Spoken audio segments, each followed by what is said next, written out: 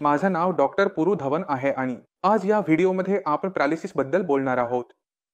या पॅरालिसिस म्हणजेच लकव्याला थोडं खोलात जाऊन समजून घेण्याचा प्रयत्न करूया की शेवटी पॅरालिसिस म्हणजे काय. पॅरालिसिस म्हणजे शरीराच्या कोणत्या तरी भागाचे काम करणे. हे तुमचा हात, पाय किंवा जीभ असू शकते. शरीराचा कोणताही भाग काम करणे थांबवतो तेव्हा त्याला लकवा म्हणतात. पॅरालिसिस कोणत्या कारणांमुळे होतो? रीढच्या हाडात दुखापत झाल्यास शरीराचा खालचा भाग काम करणे थांबवतो. दुसरे कारण म्हणजे ब्रेन स्ट्रोक. ब्रेनमध्ये क्लॉट किंवा हेमरेज झाल्यास मेंदूचा एक भाग काम करणे थांबवतो. दुसरे कारणांमध्ये सर्वात मोठा कारण म्हणजे ब्रेन स्ट्रोक.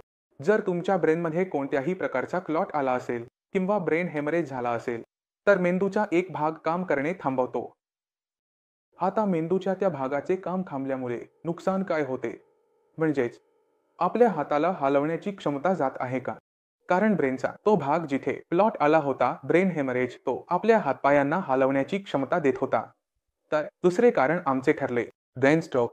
तिसरे कारण म्हणजे विषबाधा. जर कोणत्याही कारणामुळे आपण काही चुकीची गोष्ट खाल्ली, काही विष खाल्ले ज्यामुळे आपल्या नर्व सिस्टमला नुकसान झालं तर त्या परिस्थितीतही शरीरात पॅरालिसिस होऊ शकतो. त्यामुळे कोणीही पलास असण्याची ही प्रमुख कारणे आहेत. लकवा होण्याचं कारण म्हणजे ब्रेन स्ट्रोक किंवा हेमरेज. जास्त केसांमध्ये लकवा दिसतो. बीपी उच्च राहिला तर स्ट्रोक किंवा हेमरेजची शक्यता वाढते. 95% जास्त केसांमध्ये लकवा दिसतो. उच्च बीपीमुळे ब्रेन स्ट्रोक आणि हेमरेजची शक्यता वाढते, ज्यामुळे लकवा होऊ शकतो. जर तुमचा बीपी उच्च राहिला तर ब्रेन स्ट्रोक होण्याची शक्यता जास्त आहे.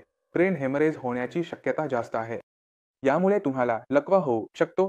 आता बीपी तर दुसऱ्या व्यक्तीला असतो. चला, काही हरकत नाही. आता आपण डायबिटीसच्या विषयावर जाऊया. प्रत्येक दुसऱ्या घरात हे आढळतं.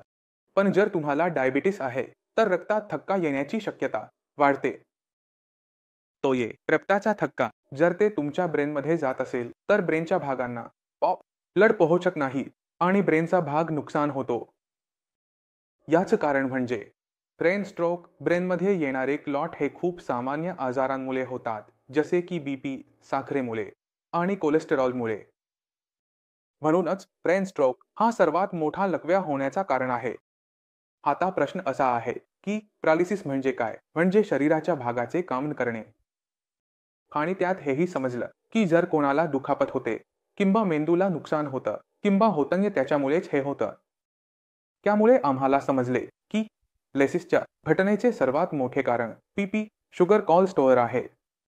आता याला गर्म नियंत्रणात ठेवून चालू ठेवले तर आपण भविष्यामध्ये लकव्यातून वाचू शकतो. जर आपण आपल्या बेफिक्रीला चालू ठेवले, गोड खाल्ले, आपल्या शरीरात खूप जास्त कोलेस्टेरॉल ठेवले, वजन वाढवले किंवा बीपी उच्च ठेवला तर आपल्याला काय होईल? लकव्या होण्याची शक्यता वाढते.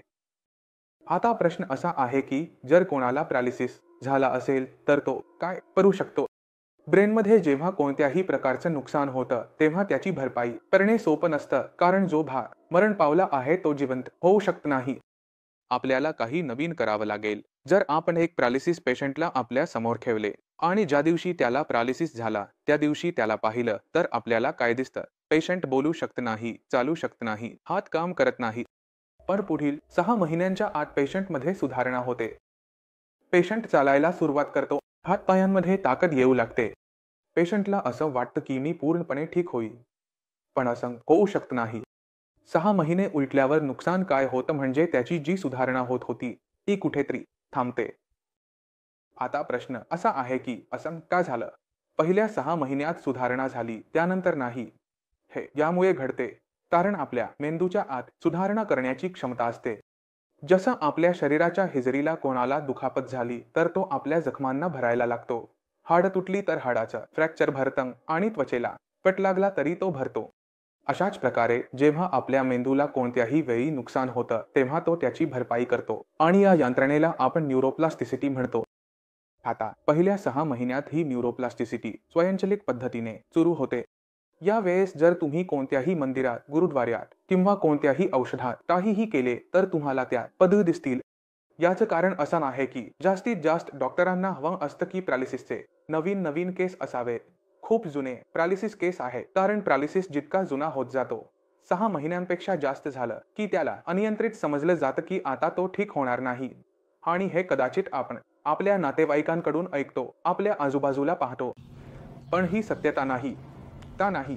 कारण आपल्याला एक गुपित माहिती आहे की जर आपल्याला आधीच स्पेशल केंद्र सुधारणा आणायची असेल, तर आपल्याला न्यूरोप्लास्टिसिटीला ऑन करावं लागेल. ट्रेन केंद्राला पुन्हा तेच हिलिंगची शक्ती आणावी लागेल. आता याला आपल्याला आणखी खोलात जाऊन करावं लागतं की न्यूरोप्लास्टिसिटीला ऑन करण्यासाठी आपल्याला औषधांची मदत घ्यावी लागते. जेव्हा आपण याची मदत घेऊ लागतो, तेव्हा मेंदूच्या आत न्यूरोप्लास्टिसिटी सुरू होते. म्हणजेच मेंदूच्या आत आपोआप सुधारणा सुरू होते. जेव्हा आपण पॅरालिसिसच्या पेशंटमध्ये मेंदूच्या आत किलिंग सुरू होते, तेव्हा काही गोष्टी पाहतो. मेंदूचा जो भाग मरला आहे, तो जिवंत होत नाही.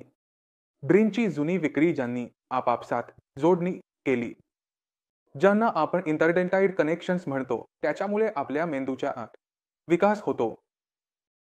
जेव्हा आपण कोणत्याही प्रकारे इंटरनेट कनेक्शनवर काम करायला सुरुवात करतो, तेव्हा यांना शिकवायला लागते. हे नवीन मेंदूचा भाग शिकवायला लागते. रुग्णांसाठी व्यायामाची पुनरावृत्ती महत्वाची आहे. सायकलिंग केल्यास सुधारते, चालल्यास सुधारते. व्यायाम निवडताना लक्ष द्यावे. बरे झाल्यावर काम करायला हवे. पूर्वीसारखे शक्य नाही. वय 40 असले तरी तयार भागाचे वय काही महिनेच आहे. म्हणूनच आधीच पॅरालिसिसच्या रुग्णांनी त्यांच्या व्यायामावर खूप लक्ष द्यायला हवे आणि खूप समजून उमजून निवड करायला हवे की त्यांना कोणता काम करायचं आहे. जेव्हा ते बरे होतील, तेव्हा त्यांना ते काम आधीच करायला हवे. त्यांना आता सुरुवात करायला हवी. कारण ते सर्व काम पूर्वीसारखे करू शकणार नाही. कारण तुमचं वय 40 वर्ष असू शकतं, पण जो भाग आता तयार झाला आहे, त्याचं वय तर फक्त काही महिने आहे. काही दिवसांत 40 वर्षांचा विकास कठीण आहे. व्यायाम आणि आहार म्हणजेच त्यामुळे आपल्याला खूप काळजीपूर्वक व्यायाम निवडावा लागतो. आणि आपल्या आहाराची निवडही खूप काळजीपूर्वक करावी लागते. कारण आपण जे काही खातो, त्याचा थेट परिणाम आपल्या शरीरावर आणि आपल्या ब्रेनवर होतो. जर आपल्या शरीरात कोणत्याही प्रकारची कमतरता असेल, तर पॅरालिसिसच्या उपचारात अडथळा येतो, समस्या निर्माण होते. जर आपण पॅरालिसिसच्या रुग्णांना बरे करायचे असेल, तर काही गोष्टी खूप महत्त्वाच्या होतात. पहिली गोष्ट म्हणजे न्यूरोप्लास्टिसिटी चालू करणे. दुसरी म्हणजे योग्य व्यायाम निवडणे. तिसरी गोष्ट म्हणजे आहार. आपण काय खात आहोत ते आपल्या ब्रेनसाठी चांगले आहे का? जर आपण या सर्व गोष्टी एकत्र काम करत असू, तर पॅरालिसिसच्या रुग्णांमध्ये सुधारणा पाहू शकतो. मी आशा करतो की या व्हिडिओमध्ये तुम्हाला समजले असेल की पॅरालिसिस का होतो आणि उपचारात कोणत्या गोष्टींचा विचार करावा लागतो. काही शंका असल्यास शियासच्या डॉक्टर उपलब्ध आहे. तर मी आशा करतो की या व्हिडिओमध्ये तुम्हाला समजले असेल की पॅरालिसिस का होतो, कोणत्या कारणांमुळे होतो आणि तुम्हाला काही कल्पना मिळाल्या असतील की पॅरालिसिसच्या उपचारात आपल्याला कोणत्या गोष्टींचा विचार करावा लागतो. तरीही तुमच्या मनात काही शंका असतील, काही विचारायचं असेल, तर शियाच्या डॉक्टर तुमच्यासाठी उपलब्ध आहेत. सायन्स इंजिनियर डॉक्टर तुमच्यासाठी उपलब्ध आहेत. आपल्याला फक्त आपल्या रिपोर्ट्स आपल्या व्हॉट्सअपवर पाठवायच्या आहेत. डॉक्टर त्यांना पाहतील, समजून घेतील. आपण त्यांना कॉल देखील करू शकता. ते तुमच्या शंकांचे निरसन करतील. जो तुमच्यासाठी योग्य उपचार असेल ते तुम्हाला सल्ला देतील. तुम्हा भेटायला पुढे जाईल.